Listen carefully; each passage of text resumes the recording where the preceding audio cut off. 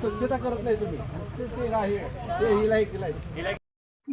आज रंकाळा स्वच्छतेसाठी जिल्हा प्रशासन, महापालिकेचं पूर्ण प्रशासन, महापालिकेचे कर्मचारी, अशासकीय संस्थांचे सदस्य, महाविद्यालयाचे विद्यार्थी सर्वजण सकाळी रंकाळ्याच्या ठिकाणी जमलेले आहेत आणि रंकाळ्याचा पूर्ण जो 5 किलोमीटरचा आपला रेडियस आहे त्या ठिकाणी वेगवेगळ्या पॉईंटवरती जाऊन सर्वजण स्वच्छता करत आहे. या ठिकाणी नागरिकांकडून वेगवेगळे फीडबॅक सुद्धा आम्हाला मिळत आहेत.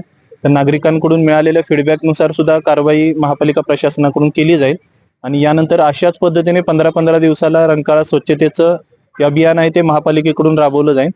आमचं पूर्ण प्रशासनाकडून सर्व नागरिकांना, कोल्हापूरवासियांना नम्र आव्हान आहे की आपल्या रंकाळ्यावरती येण्यामुळे रंकाळ्यावरती कचरा पडणार नाही. शक्यतो आपण स्वतःसोबत एक बॅग आणावी किंवा आपल्यासोबत जी काही बॅग असेल त्यामध्ये इथे जो कचरा आपण टाकतो तो कचरा स्वतःसोबत घेऊन जावा आणि नंतर घरी तो कचरा कुंडीमध्ये तो टाकावा. ते शक्य नसेल तर इथे जी कचरा कुंडी जवळ असेल त्या ठिकाणी आपला कचरा टाकावा. आपल्या आल्यामुळे रंकाळा अस्वच्छ होणार नाही याची आपण दक्षता घ्यावी.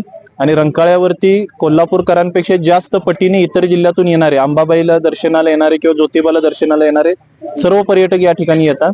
तर त्या सर्वांना आपलं स्वच्छ कोल्हापूर, सुंदर कोल्हापूर आणि आदर्श कोल्हापूर आपल्याला दाखवायचं आहे. तर सर्वांची जबाबदारी आहे आपण कोल्हापूरवासी नियम पाळूया आणि बाहेरून येणाऱ्या सर्व पर्यटकांना नियम पाळण्यासाठी सांगूया आणि रंकाळा स्वच्छ ठेवूया.